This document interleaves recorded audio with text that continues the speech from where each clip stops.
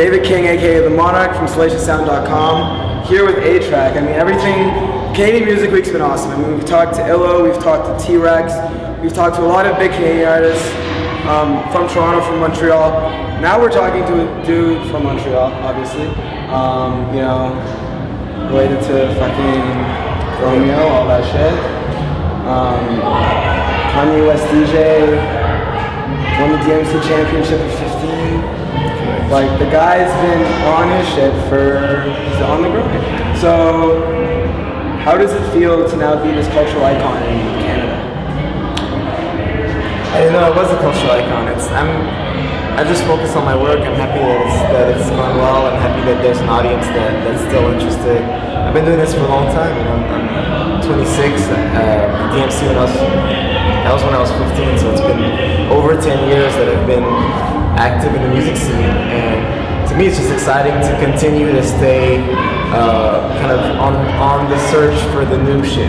Basically, that's you know, kind of my career is like always trying to like make my own path and expose more people to the stuff that I get to, you know, learn about and you know, hopefully just be the best DJ I can. So I mean, when you were chosen as Kanye West DJ, a lot of people actually credit you with, you know, Kanye's use of kind of an electro feel, an electro vibe. Yeah. They give you a lot of that credit. How does it feel to be credited with one of the most influential hip hop artists of our times in his genre and his style? Like, how does that make you feel as an artist?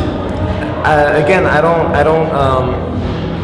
The whole like how does it feel thing, like I don't really sit down and dwell on you know, the cool stuff that much, because I think I constantly have a sense of like what I haven't done yet. So like I'm grateful, I'm happy that people make the connection and you know, credit me with some of Kanye's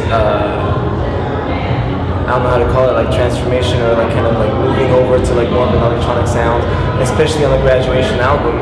And really, you know, he'll be the first to say it, so like it's not even something that I'm claiming for myself. It's something that he credited to me before I could even say it. So that's been great, and it's you know, working with Kanye, working with a big artist is one thing, but to be able to have an impact on this kind of like musical growth that then had an impact on the whole culture is awesome. But you know, I don't want to just leave it at that. I want to like follow it with my own music and continue to grow on my own.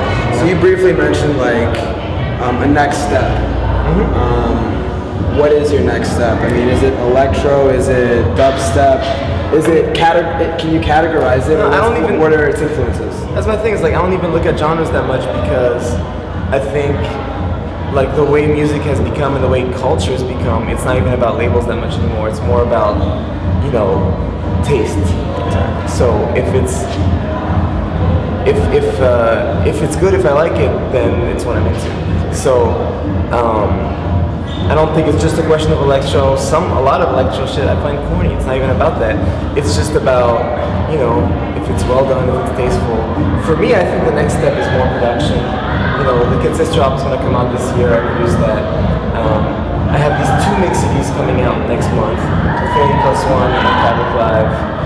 And that's not really production, but it's, you know, more A-Trak music. There's really not that many A-Trak records for people to buy. People know who I am, people have seen me DJ, people know I work with Kanye, people know I do Fool's Gold.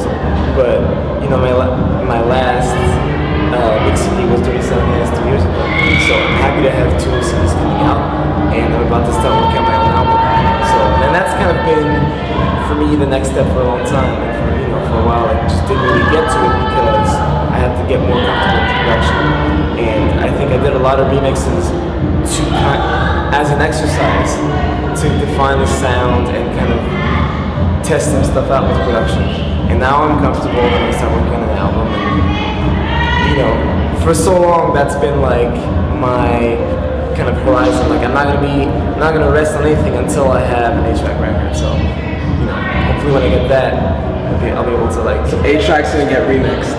Yeah, It's gonna sure. be A-Track with the Justice remix, A-Track with the Kanye remix. Who knows if Kanye's gonna get his remix or not? Sure. I mean, even the single I did, even Say Whoa, started that. You know, that single had remixes by Boys Noise and so that was kind of the first step for me, and it's exciting. I mean, even when Kanye rapped on pronouns, it was exciting. Like when the first times that I had people that artists, rappers, producers that I am fan of work on my music,